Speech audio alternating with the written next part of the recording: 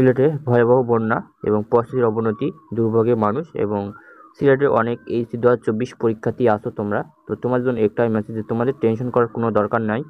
কেননা তোমাদের শিক্ষা মন্ত্রণালয় থেকে আগেই অ্যানাউন্স করে দেওয়া হয়েছে যে তোমাদের যেসব এলাকায় বন্যা প্লাবিত হবে সেই সব এলাকায় কিন্তু এইচএসসি পরীক্ষা স্থগিত করা হবে এবং যেসব বোর্ডে বন্যায় প্লাবিত হবে সেই সব বোর্ডগুলোতেও কিন্তু তোমাদের এইচএসসি 2024 পরীক্ষা স্থগিত করা হবে। সেজন্য তোমাদের টেনশন করার কোনো দরকার নেই, কারণ তোমাদের সিলেট বোর্ডে প্রায় অনেক মেধাবী শিক্ষার্থী আছে এবং গত বছরে 2023 সালেও প্রায় ভয়াবহ বন্যা ছিল সিলেটে। সেজন্য কিন্তু তোমাদের 23 সালে সারা বাংলাদেশে কিন্তু এইচএসসি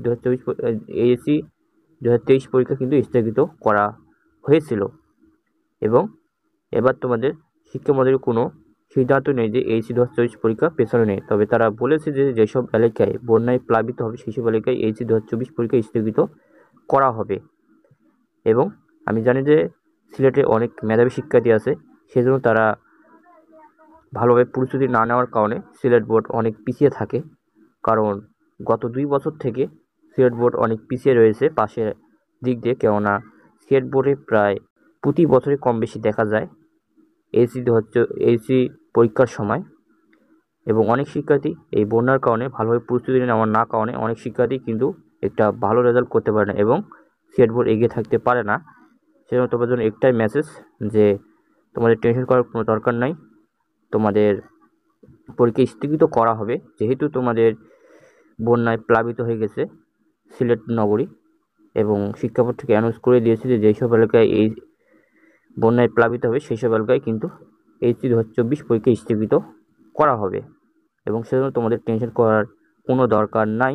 এবং তোমাদের বন্যা পরিস্থিতি স্বাভাবিক হলে তবে তোমাদের কিন্তু পরীক্ষাগুলো নেওয়া হবে।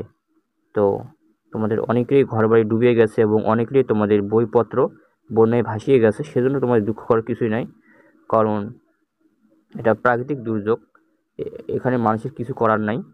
তো তোমাদের জন্য একটাই কথা যে তোমাদের টেনশন করার কোনো দরকার নেই। তোমাদের শিক্ষা বোর্ড থেকে জানিয়ে দিয়েছে যে তোমাদের যেসব এলাকায় বন্যায় প্লাবিত হবে সেই সব এলাকায় এইচএসসি পরীক্ষা স্থগিত থাকবে। বন্যা পরিস্থিতি স্বাভাবিক হলে তবে সেই পরীক্ষাটা নেওয়া হবে, এইচএসসি 2024 পরীক্ষা।